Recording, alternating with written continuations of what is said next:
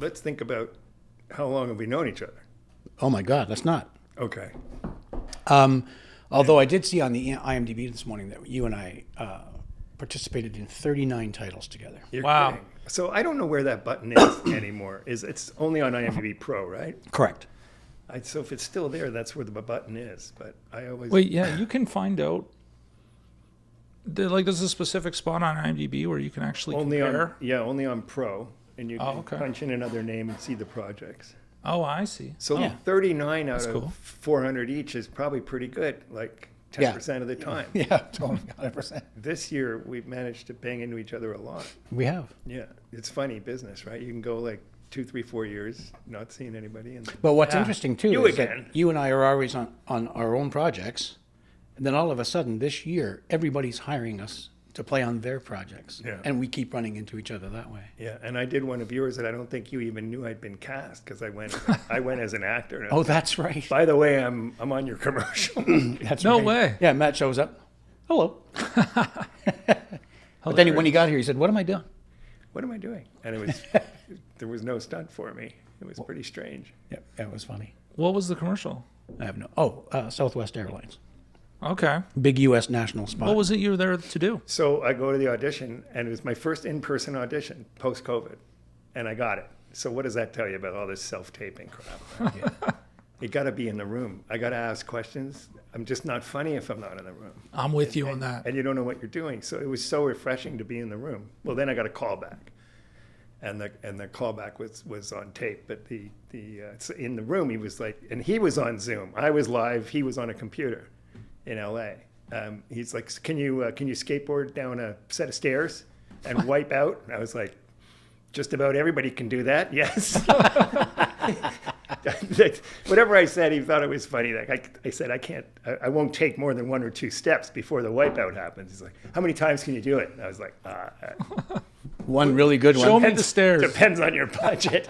Maybe he goes, could you do it a lot? And I said, well, with some prep, because in my head I'm thinking about ramps and stuff. And then he was like, can you pogo stick? And like just these crazy non-stunty things, ride a scooter. They wanted a driver, and that's why I was there. Right. But it was driving like a scooter or a pogo stick. Justin ended up doing that. Yeah, Well, what JD. did he do? Like what? I Just don't. rode a scooter, Yeah. like a Vespa type scooter, Okay. down some stairs. Oh, really? Yeah. And Okay. he jumped a bike too. Yeah, he jumped a city bike up onto the back of a car and over the hood, It's got 2 wheels. and it never made the spot. Talented kid. None of his stuff No, made the spot. didn't make the spot. Are you in the spot? So I was petrified when I got the job. I was like, oh, what am I doing? Oh, good. Randy's the coordinator. It's like, what are we doing? Like, nobody knows anything. I get there and I'm doing like ad-lib dialogue coming out of a manhole cover. No stunt.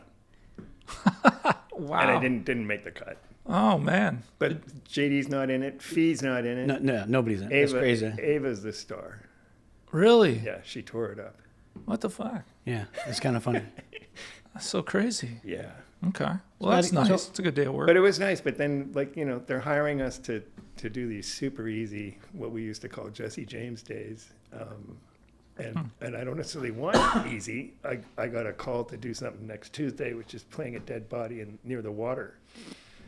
And it's like one of the first things I did when I first hooked up with Marco, TJ, and Ted in the late 80s was be a dead body near the water. It's like, It's come full circle. I am really on fire here. It's nice to frame your life like that. Really carved myself a knee. That's hilarious. That's hilarious. So that was one of my questions today. Is that how you started with those guys? No, No. because you started acting way No, young. I was way before that. It's a long story. Let's go. we have time. We have 4 hours. No, those guys were the start of my Toronto second coming, sort of. There's 2 questions I have a hard time answering. When did you start? Because like my first start was visiting my dad on a set where I first met stuntmen. Right. And your dad being Len Birman. Len Birman, who had carved a very nice career for himself from the late 50s to about the mid 70s when he moved to LA and just became a television guest artist. Mm-hmm. And a character actor. One of those guys, I know that face, but I don't know his name. Absolutely. And So from a very early age, I was visiting sets. I was backstage at Stratford as a baby. I was brought there when I was of an age where I could be bitten by showbiz. But stunt-wise, yeah, I met Ron Stein was the coordinator of this thing he was shooting in Tennessee. And Ron Rondell and his kid Reed were there doing, it was like a Daniel Boone story. And I was visiting, it was my birthday. It was 2 weeks before I started theater school. So there was no thought of stunts. I was just going to go be an actor. Mm-hmm. And I made the decision to go to theater school because of one of the teachers was a buddy of my dad's. And I could get in as a high school grad without doing 2 years of college first. And I sort of set a precedent. You come out of high school and go right into this theater school. Not National Theater School, but also in Montreal, the Dome Theater School. And so this was a birthday trip right before school in August of '77. My voice is a little weird today. And I met this Reed Rondell fell off a horse. Ronnie wrestled a bear. I was 15 years old, turning 16. These are the coolest guys I've ever seen in my life. I want to do that. And it's like, no, I'm off to study Shakespeare. So I got a little treat given to me by the lead actor named Rob Moses. Jeremy Brett, the English actor, was there, and my dad. And I'm a Confederate soldier being pulled away by a horse on a pallet of wood. I'm wounded. And, Rob Moses tends to me, and then the horse takes off. And I go bumping across this field. It's like, well, I acted in the first part of the shot, and I stunted in the second half. Yeah. Yeah. So that's my first paying job. Wicked. Yeah. So it was literally the day Elvis died. Wow. And I was in Tennessee, which is a very strange part of the story. But nobody, when everybody goes, when did you start? I always go, August 16th, 1977. Something else happened that day. So it's kind of weird. And the Rondells today are legends. Yeah, what's really weird is that I was in Tennessee, 45 around the corner. miles from Memphis. Fuck. And you felt like you just missed them. Oh, Or the soul came out of the bathtub Oh, just a second. and maybe went into me. Is that what that is? I didn't understand the reference. They were like, Matty, that was fantastic. That's your first shot ever. What a great job. And I said, thank you very much. Oh, Jesus. Matty has left the building. Wow. Well, we found out in the van going home that day. It was horrifying. Oh, wow. Elvis is dead. yeah. But there must have been a feeling across everybody or in Tennessee about that. Yeah, it Holy was crappy. But 2 days later, I was back in Montreal and getting ready to go to school. And of course, day one of that theater school, the first class on the Monday at 10 a.m. was a voice class. And I didn't know anybody, but I was like, I'm a Hollywood stuntman. Wow. Absolutely. It's a pretty cool first gag. Yeah, well, like I was saying before we started, all this stuff was condensed into that year. So Hooper came out. And Okay. I'm sure Shane will tell you, or anybody of my generation, that if you were into it and you were an athlete and you were grabbed by Hooper, you wanted to be a stuntman. Exactly. And, True. And Burt was already a star, so it's like you weren't going to not see a Burt Reynolds movie. And it was like, well, this looks like fun. I didn't know who Hal Needham was, but it was like, I must have seen Hooper 12 times. And then, of course, you become a Buddy Joe Hooker fan. And then, A.J. Bakunis and all these guys. So Wow, that's cool. that's how that happened. So I pretended to be a stunt guy for the first year and a half at theater school. And then while we were in school, in that 3-year program, the film boom hit Montreal. And all of a sudden, there were teen exploitation films, and horror films, crazy amount of horror films, and kiddie stuff. So we were the perfect age, and we had there was nobody in the city, so we did all the roles I did a bunch of stunts, and that's how I met Dwayne. Oh, trip. So Dwayne was in Montreal doing these shows? Dwayne was in Montreal doing a show, and of course I was like, I know Ronnie Rondell. Don't forget, I'm 17 years old, And Wow. And it was what was that show? It was a hockey thing. Vince Van Patten. I don't want to get into that. I can't remember. Were you a hockey guy at the time? No, I never was a Okay. hockey guy because I grew up in the States. Yeah. Oh, I I see. can't skate. It's one of I those. grew up here. I've never been on. Yeah. What? I can skate. I can go around and around. I could figure skate, but I can't go backwards, and you can't give me a stick and ask me to do something with a puck. Yeah, same. I could fall down on skates. Yeah.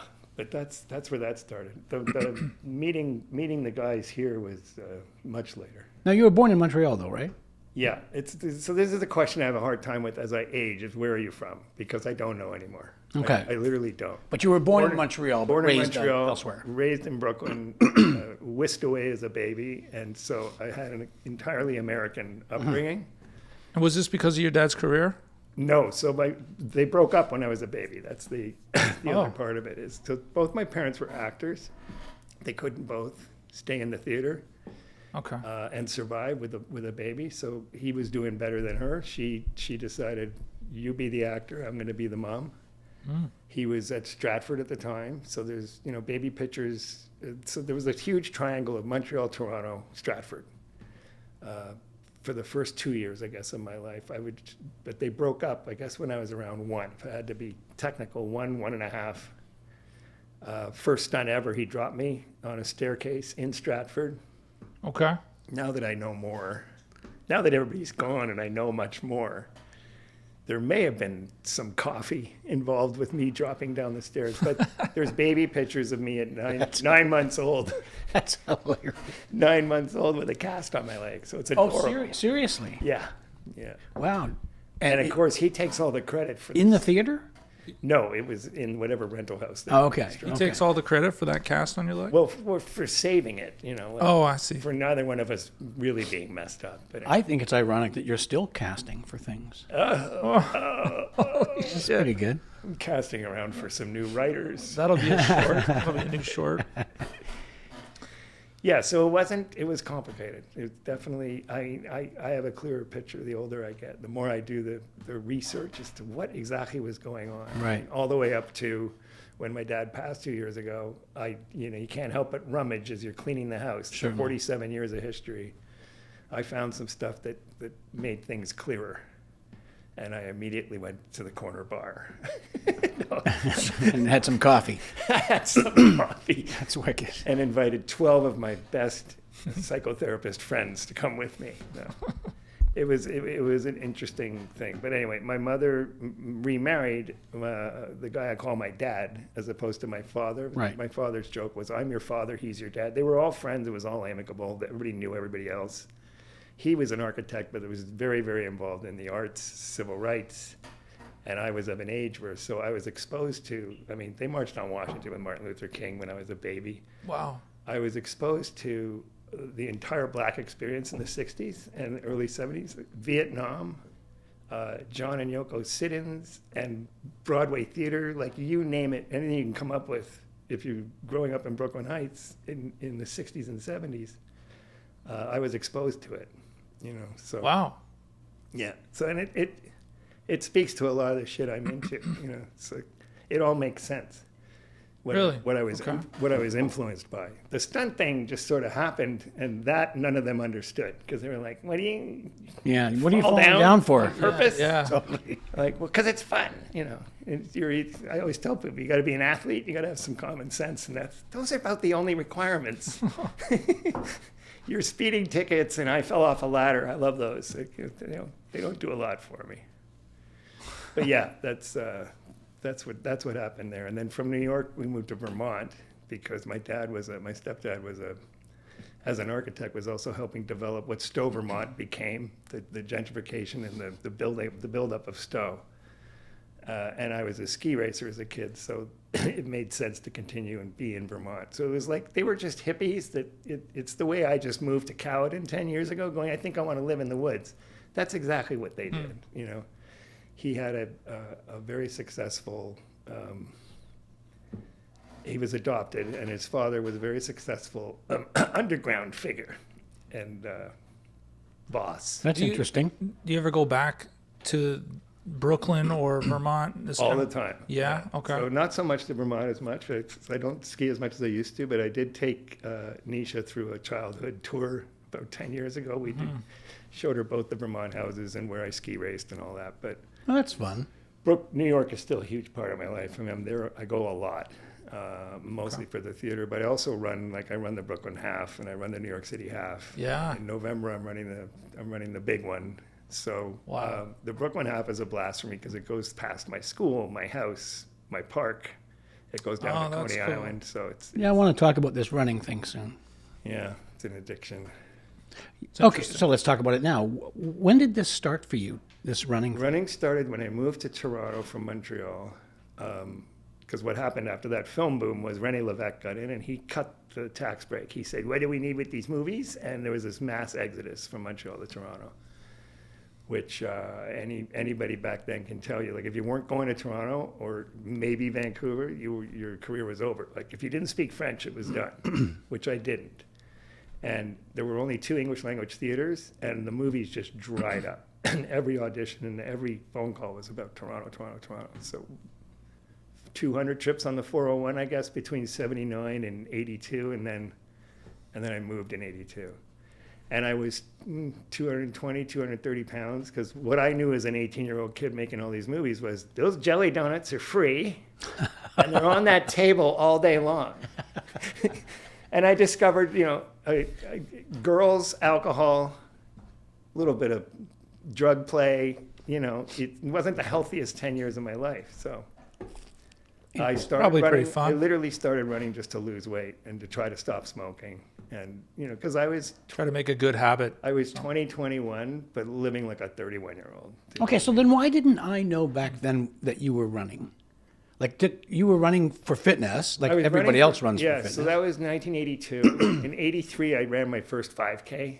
Really? It was in Etobicoke in Centennial Park. And then I was on and off, I think until the early 90s, where I just sort of did it as a fitness thing. I was a member at the West NY. I would go around and around and around the track up top at the West NY. Played basketball, but running is how I lost 50 pounds. To the point where people thought I was sick. But, and I did all the usual running stories, the wrong shoes, doing it wrong, all the mistakes. Well, I still make mistakes now. But I didn't really start again until in LA in the early 90s. Mary and I moved to Los Angeles. I moved to LA to get out of the business. That's a whole other story. You were golfing. I was going to was ask about golfing. LA. So your family wasn't doing anything in LA. No, so my father, Yeah. my biological father and his wife moved to LA in 76. Okay. And he'd been going back and forth when I was a kid. And I guess he'd reached the end of whatever he felt was potential here. He started a movie called Lies My Father Told Me. He had starred in a series called Police Surgeon, and he figured I'm going to go do it there. He wanted to be able to pick and choose. He didn't want to be a star. But there was Okay. there's a lot more television there. And he was doing some guest shots, like Silver Streak. Silver Streak, yep, that happened in that time. But like he did It Takes a Thief in the late 60s. He did it as a guest shot because he knew Robert Wagner back then. And then he'd go back to Toronto. He'd do CBC live presentations of Stratford and like all sorts of stuff. But he'd reached a pinnacle, sort of. And my argument is if he had stayed here, he would have had more of like a Chris Plummer, Gordy Pinsent type career. Right. Right. Big fish, small pond. So it was a stunt guy named Jack Gill who told me, "Don't go anywhere. Stay here and be a big fish." There's 40 of you just in LA alone, and there's 400 of you in all of Southern California. It's like stay here where There's there's a only, lot of truth there. Holy there's only shit. 10 of you, yeah. And so he wrote me a great letter. That was like in '89, and then it happened again. And after Top Cops, my mother passed away. I wrote to Bobby Bass, who was in Junior with. We got to know each other on Junior, and he said the same thing. He said, "This is a hellhole. Don't do it. There's 10 times as many here as there are there, and you're having a nice career, So that's part of what motivated me to come back to Toronto.